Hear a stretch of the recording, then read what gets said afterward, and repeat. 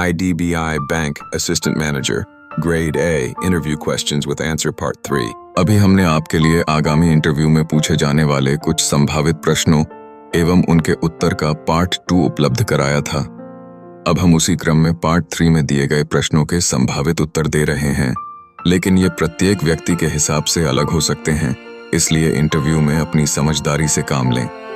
दोस्तों, हम कड़ी मेहनत करके आपके लिए ये डेटा तैयार कर रहे हैं, तो आपसे निवेदन है कि हमारे मोटिवेशन के लिए चैनल को सब्सक्राइब कर सभी से शेयर करते हुए लाइक एवं कमेंट करना न भूलें।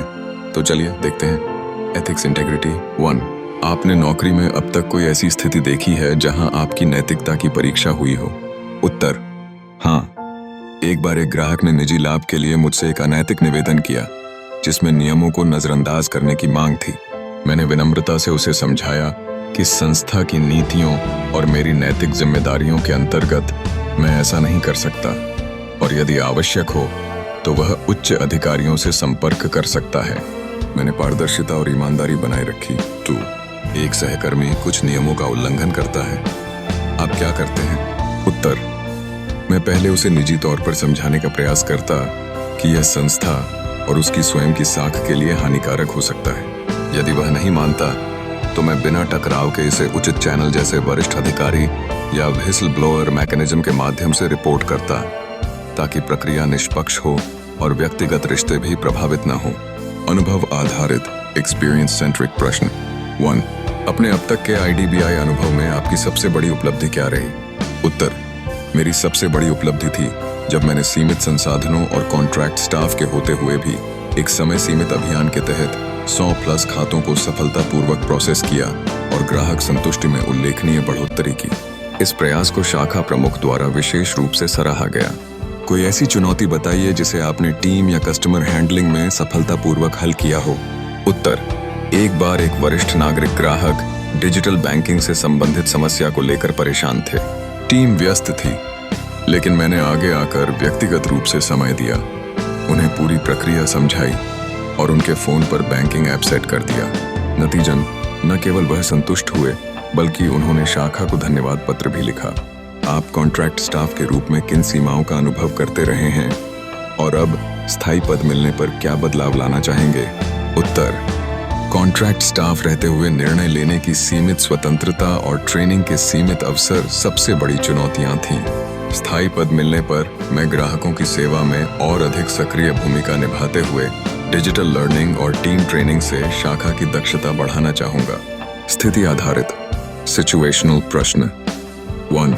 मान लीजिए एक ग्राहक आपसे नाराज होकर शिकायत करता है कि उसका काम समय पर नहीं हो रहा, आप कैसे प्रतिक्रिया देंगे? उत्तर: मैं पहले उसे शांतिपूर्वक सुनूंगा, उसकी शिकायत को गंभीरता से लूंगा और यथासंभव तुरंत समाधान का प्रयास करूंगा। साथ ही उसे यह भरोसा दिलाऊंगा कि भविष्य में ऐसी स्थिति न हो।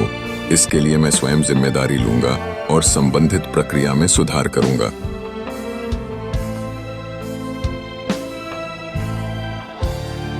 आपको एक जूनियर स्टाफ के व्यवहार में लापरवाही दिखती है, आपकी प्रतिक्रिया क्या होगी? उत्तर: मैं पहले उसे अकेले में बुलाकर सौहार्दपूर्ण तरीके से बातचीत करूंगा, उसे उसकी जिम्मेदारियां याद दिलाऊंगा और सुधार के लिए मार्गदर्शन दूंगा। यदि आवश्यक हुआ तो उसे सीनियर से ट्रेनिंग दिलवाने का सुझाव भी दूंगा, ताकि उसका प्रदर्शन बेहतर हो। यदि आपकी टीम का कोई सदस्य कार्य में पीछे रह रहा हो तो आप उसे कैसे मोटिवेट करेंगे? उत्तर: मैं पहले उसकी कठिनाइयों को समझने की कोशिश करूंगा, क्या कारण है कि वह पिछड़ रहा है। फिर उसके काम को छोटे छोटे लक्ष्य में बांटकर उसकी उपलब्धियों को सराहते हुए उसे प्रोत्साहित करूंगा। साथ ही टीम के भीतर सहयोग और समर्थन की भावना को मजबूत करने की कोशिश करूंगा। बैंकिंग पर फोकस्ड प्रश्न 1। IDBI बैंक और अन्य PSU बैंकों में मुख्य अंतर क्या है? उत्तर: IDBI बैंक एक यूनिक बैंक है जो डेवलपमेंट फाइनेंस इंस्टीट्यूशन DFI की विरासत से जुड़ा है और वर्तमान में LIC के अधीन कार्य कर रहा है।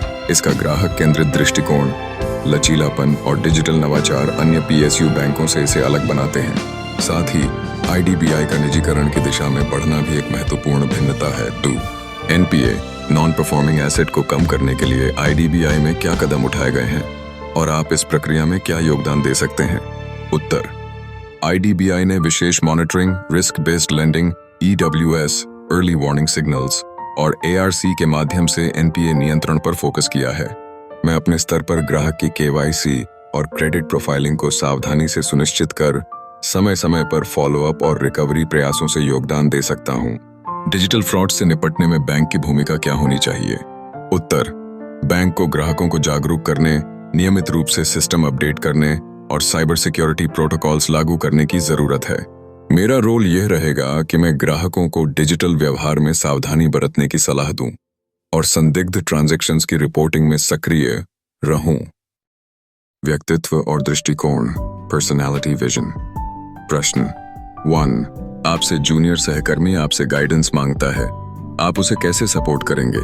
उत्तर: मैं उसे पेशेंटली सुनकर उसकी समस्याओं को समझने की कोशिश करूंगा, व्यावहारिक उदाहरणों और प्रक्रियाओं के माध्यम से मार्गदर्शन दूंगा और उसे आत्मविश्वास से काम करने के लिए प्रोत्साहित करूंगा।